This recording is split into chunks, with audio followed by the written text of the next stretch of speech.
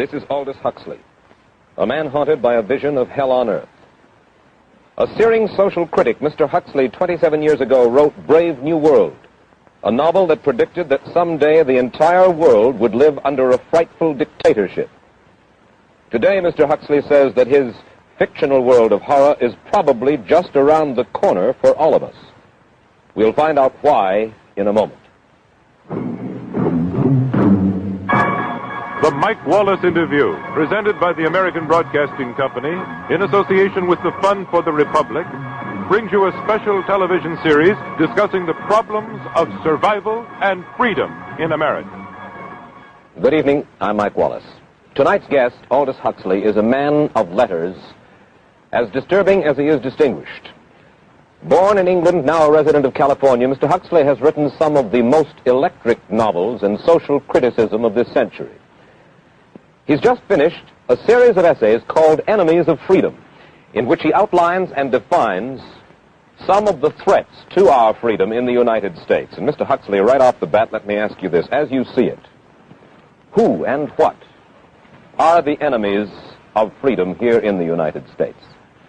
Well, I don't think you can say who in the United States. I don't think there are any sinister persons deliberately trying to rob people of their freedom. But I do think, first of all, that there are a number of impersonal forces which are pushing in the direction of less and less freedom. And I also think that there are a number of technological devices which anybody who wishes to use can use to accelerate this process of going away from freedom, of imposing control. Well, what are these forces and these devices, Mr. Huxley? I should say that there are two main impersonal forces. The first of them is not exceedingly important in the United States at the present time, though very important in other countries. This is the force which in general terms can be called overpopulation, the mounting pressure of population pressing upon existing resources. This, of course, is an extraordinary thing. Something is happening which has never happened in the world's history before. I mean, let's just take a simple fact that between the time of the birth of Christ and the landing of the Mayflower, the population of the Earth doubled. It rose from 250 million to probably 500 million. Today, the population of the Earth is rising at such a rate that it will double in half a century. Well, why should overpopulation work to diminish our freedoms? Well, in a number of ways. I mean, the experts in the field, like Harrison Brown, for example, pointed out that in the underdeveloped countries, actually the standard of living is at present falling, that people have less to eat and less goods per capita than they had 50 years ago.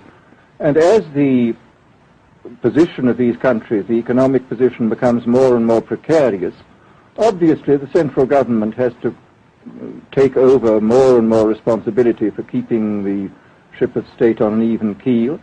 And then, of course, you're likely to get social unrest under such conditions, with again an intervention of the central government. So that I think one sees here a pattern which seems to be pushing very strongly towards a totalitarian regime. And unfortunately, as in all these underdeveloped countries, the only highly organized political party is the Communist Party, it looks rather as though they will be the heirs to this unfortunate process, that they will step into the position of power. Well, then, ironically enough, one of the greatest forces against communism in the world, the Catholic Church, according to your thesis, would seem to be pushing us directly into the hands of the communists because they are against birth control.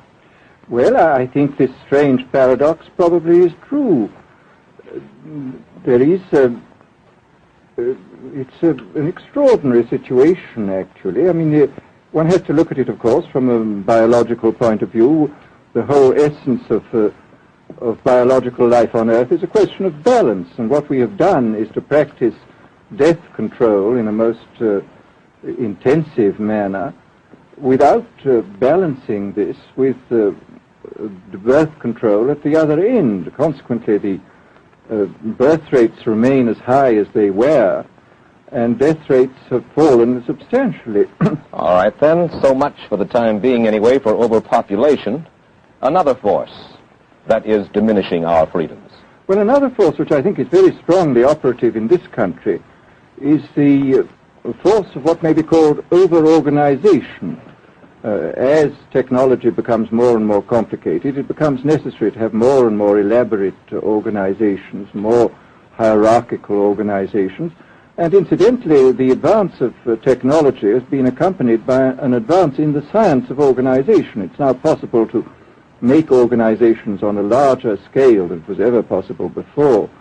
And so that you have more and more people living their lives out as subordinates in these hierarchical systems controlled by bureaucracies, either the bureaucracies of big business or the bureaucracies of big government. Now, the devices that you were talking about, are there specific devices or methods of communication which diminish our freedoms in addition to overpopulation and over-organization?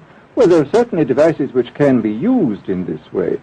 I mean, let us take, after all, a piece of very recent and very painful history is the propaganda used by Hitler, which was incredibly effective. I mean, what were Hitler's methods? Hitler used terror on the one kind, brute force on the one hand, but he also used a very efficient form of propaganda, which he was using every modern device at that time. He didn't have TV, but he had the radio, which he used to the fullest extent, and was able to impose his will on an immense mass of people. I mean, the Germans were a highly educated people.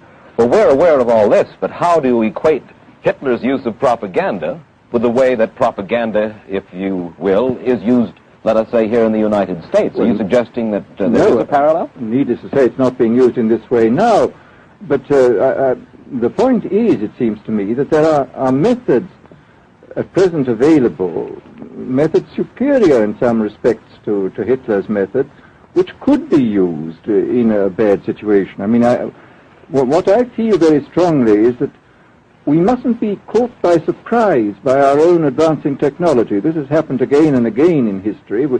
Technology has advanced, and this changes social conditions, and suddenly people have found themselves in a situation which they didn't foresee and doing all sorts of things they didn't really want to do. Well, now, what do you mean? Do you mean that we develop our television, but we don't know how to use it correctly? Is that the point that you're making? Well, at present, the television, I think, is being used quite harmlessly. It's being used, I think, I would feel it's being used too much to distract everybody all the time. But, I mean, imagine, which must be the situation in all communist countries, where the television, where it exists, is always saying the same thing the whole time, is always driving along. It's not creating a wide front of distraction, it's creating a one-pointed drumming in of a single idea all the time. It's obviously an immensely powerful instrument.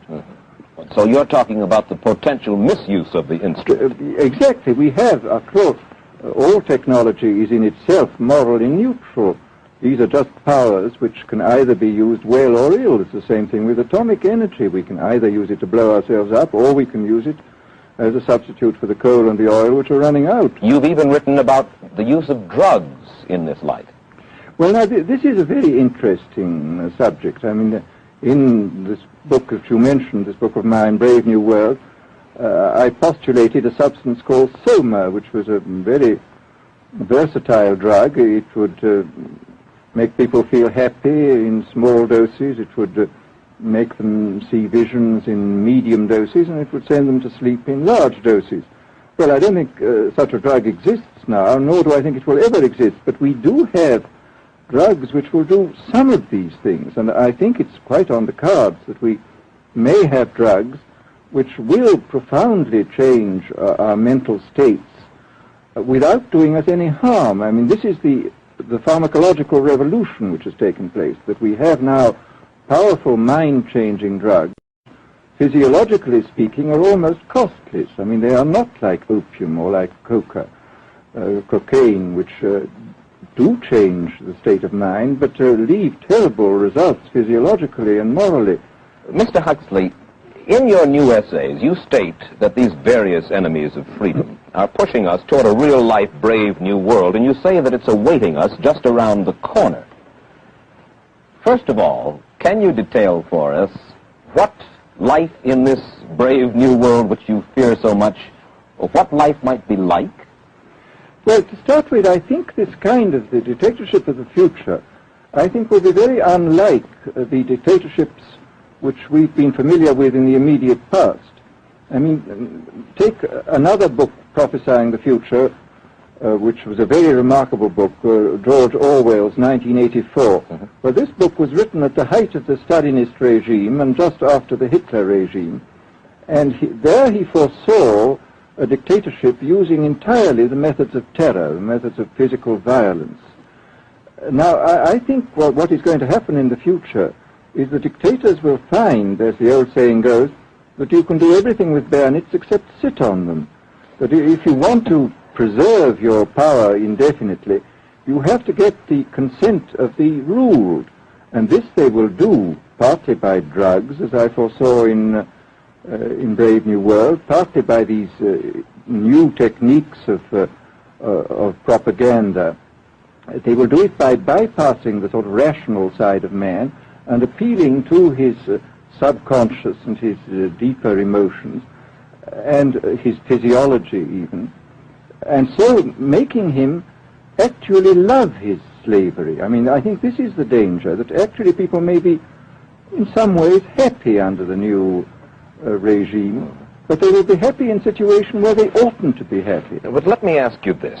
You're talking about a world that could take place within the confines of a totalitarian state.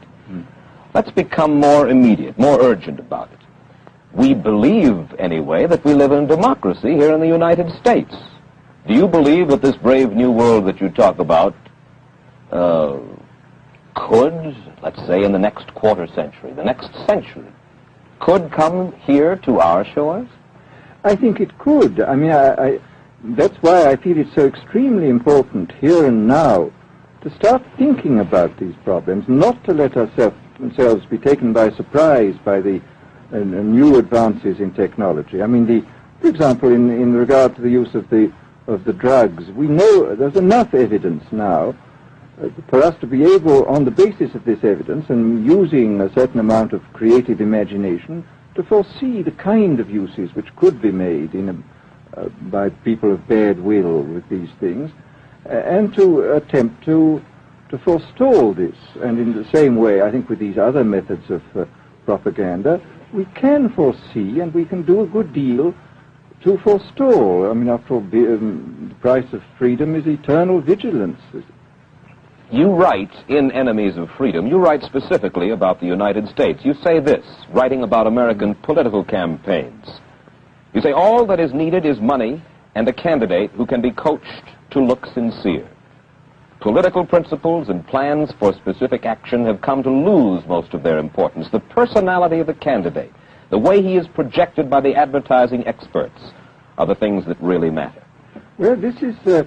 during the last campaign, there was a great deal of this kind of statement by the advertising managers of the campaign parties, this idea that the candidates had to be merchandised as though they were soap or toothpaste, and that you had to depend entirely on the personality. I mean, the personality is important, but there are certainly people with an extremely amiable personality, particularly on TV, who might not necessarily be very good in positions of political trust. Well, do you feel that men like Eisenhower, Stevenson, Nixon, with knowledge of forethought, were trying to pull the wool over the eyes of the American public? No, but they were being advised by powerful advertising agencies who were making campaigns of a quite different kind from what had been made before. And I think we shall see probably all kinds of new devices coming into the picture. I mean, for example, this thing which got a good deal of publicity last autumn, subliminal projection. I mean, as it stands, this thing, I think, is of no menace to us at the moment. But I was talking the other day to one of the people who has done most experimental work in the psychological laboratory with this, was saying precisely this, that it is not at the moment a danger, but once you've established a principle that something works, you can be absolutely sure that the technology of it is going to improve steadily. And his view of the subject was that, well, maybe they will use it to some extent in the 1960 campaign, but they will probably use it a good deal and much more effectively in the 1964 campaign, because this is the kind of rate at which technology advances. And we'll be persuaded to vote for a candidate that we do not know that we are being persuaded to vote for. Exactly. I mean, this is a rather alarming feature, that you're being persuaded below the level of choice and reason. In regard to advertising, which you mentioned just a little ago, in your writing, particularly in Enemies of Freedom, you attack Madison Avenue, which controls most of our television and radio advertising, newspaper advertising, and so forth. Why do you consistently attack the advertising agency? Well, no, I think that advertisement plays a very necessary role, but the danger, it seems to me, in a democracy is this. I mean, what does a democracy depend on? A democracy depends on the individual voter making an intelligent and rational choice for what he regards as his enlightened self-interest in any given circumstance. But what these people are doing, I mean, what both for their particular purposes, for selling goods, and the dictatorial propagandists are doing, is to try to bypass the rational side of man and to appeal directly to these unconscious forces below the surface, so that you are, in a way, making nonsense of the whole democratic procedure, which is based on conscious choice on rational grounds. Of course, well, maybe you have just answered this next question, because in your essay you write about television commercials, not just political commercials, but television commercials as such, and how, as you put it, today's children walk around singing beer commercials and toothpaste commercials, and then you link this phenomenon in some way with the dangers of a dictatorship. Now, could you spell out the connection, or how do you feel that you have done so sufficiently? Well, I mean, here, this whole question of children, I think, is a terribly important one, because children are quite clearly much more suggestible than the average grown-up. And again, suppose that for one reason or another all the propaganda was in the hands of one or very few agencies, you would have an extraordinarily powerful force playing on these children, who after all are going to grow up and be adults quite soon. I do think that this is not an immediate threat, but it remains a possible threat. And you said something to the effect in your essay that the children of Europe used to be called cannon fodder, and here in the United States they are television and radio fodder. Well, after all, you can read in the trade journals the most lyrical accounts of how necessary it is to get hold of the children, because then they will be loyal brand buyers later on. Mm-hmm. But, I mean, again, you just translate this into political terms. The dictator says they will be loyal ideology buyers when they're grown up. We hear so much about brainwashing as used by the communists. Do you see any brainwashing other than that which we've just been talking about that is used here in the United States? Other forms of brainwashing? Not in the form that has been used in China and in Russia, because this is essentially the application of propaganda methods, the most violent kind, to individuals. It's not a shotgun method like the advertising method. It's a way of getting hold of the person and playing both on his physiology and his psychology till he really breaks down, and then you can implant a new idea in his head. I mean, the descriptions of the methods are really blood-curdling when you read them, and not only the methods applied to political prisoners, but the methods applied, for example, to the training of the young communist administrators and missionaries. They receive an incredibly tough kind of training, which causes about 25% of them to break down or commit suicide, but produces 75% of completely one-pointed fanatics. The question, of course, that keeps coming back to my mind is this. Obviously, politics in themselves are not evil. Television is not in itself evil. Atomic energy is evil, and yet you seem to fear that it will be used in an evil way. Why is it that the right people will not, in your estimation, use them? Why is it that the wrong people will use these various devices and for the wrong motives? Well, I think one of the reasons is that these are all instruments for obtaining power, and obviously the passion for power is one of the most moving passions that exist in man, and after all, all democracies are based on the proposition that power is very dangerous and that it's extremely important not to let any one man or any one small group have too much power for too long a time. After all, what are the British and American constitutions except devices for limiting power? And all these new devices are extremely efficient instruments for the imposition of power by small groups over larger masses. Well, you ask this question yourself in Enemies of Freedom. I'll put your own question back to you. You ask this: in an age of accelerating overpopulation, of accelerating overorganization, and ever more efficient means of mass communication, how can we preserve the integrity and reassert the value of the human individual? You put the question. Now here's your chance to answer it, Mr. Huxley.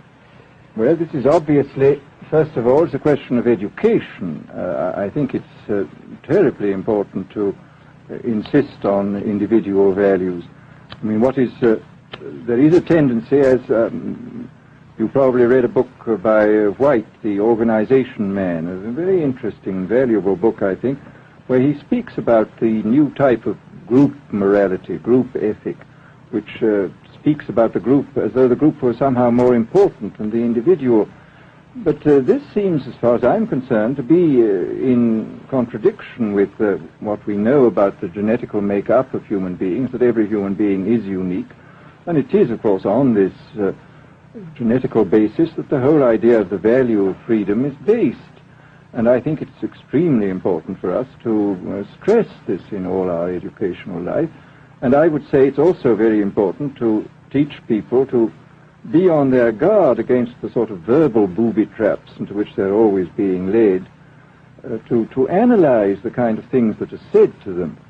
Well, I think there is this whole educational side, and I think there are many more things that one could do to strengthen people and to make them more aware of what was being done. You're a prophet of decentralization. Well, yes, if this is feasible. It's one of the tragedies, it seems to me. I mean, many people have been talking about the importance of decentralization in order to give back to the voter a sense of direct power. I mean, the voter in an enormous electorate feels quite impotent, and his vote seems to count for nothing. This is not true where the electorate is small and where he is dealing with a group which he can manage and understand. And if one can, as Jefferson, after all, suggested, break up the units into smaller and smaller units, and so get a real self-governing democracy. Well, that was all very well in Jefferson's day, but how can we revamp our economic system and decentralize, and at the same time meet militarily and economically the tough challenge of a country like Soviet Russia? Well, I think the answer to that is that there are, it seems to me that industrial production is of two kinds. I mean, there are some kinds of industrial production which obviously need the most tremendously high centralization, like the making of automobiles, for example. But there are many other kinds where you could decentralize quite easily and probably quite economically, and that you would then have this kind of decentralized life. After all, you begin to see it now if you travel through the South, this decentralized textile industry which is springing up there. Mr. Huxley, let me ask you this, quite seriously. Is freedom necessary? As far as I'm concerned, it is, yes. Why? Is it necessary for a productive society? Yes, I should say it is. I mean, a genuinely productive society. I mean, I think you could produce plenty of goods without much freedom, but I think the whole sort of creative life of man is ultimately impossible without a considerable measure of individual freedom, that initiative, creation, all these things which we value, and I think value properly, are impossible without a large measure of freedom. Well, Mr. Huxley, take a look again at the country which is in the stance of our opponent anyway it would seem to be there, Soviet Russia. It is strong and getting stronger economically, militarily. At the same time, it's developing its art forms pretty well. It seems not unnecessarily to squelch the creative urge among its people, and yet it is not a free society. It's not a free society, but here is something very interesting, that those members of the society, like the scientists who are doing the creative work, are given far more freedom than anybody else. I mean, it's a privileged aristocratic society in which, provided that they don't poke their noses into political affairs, these people are given a great deal of prestige, a considerable amount of freedom, and a lot of money. I mean, this is a very interesting fact about the new Soviet regime, and I think what we're going to see is a people on the whole with very little freedom, but with an oligarchy on top enjoying a considerable measure of freedom and a very high standard of living. And the people down below, the epsilons down below, enjoying very little. And you think that that kind of situation can long endure? I think it can certainly endure much longer than a situation in which everybody is kept down. Because, I mean, they can certainly get their technological and scientific results on such a basis.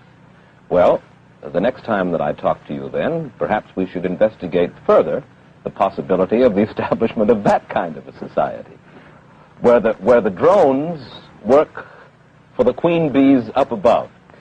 Well, but yes, but I must say I still believe in democracy. If we can make the best of the creative activities of the people on top, plus those of the people on the bottom, so much the better.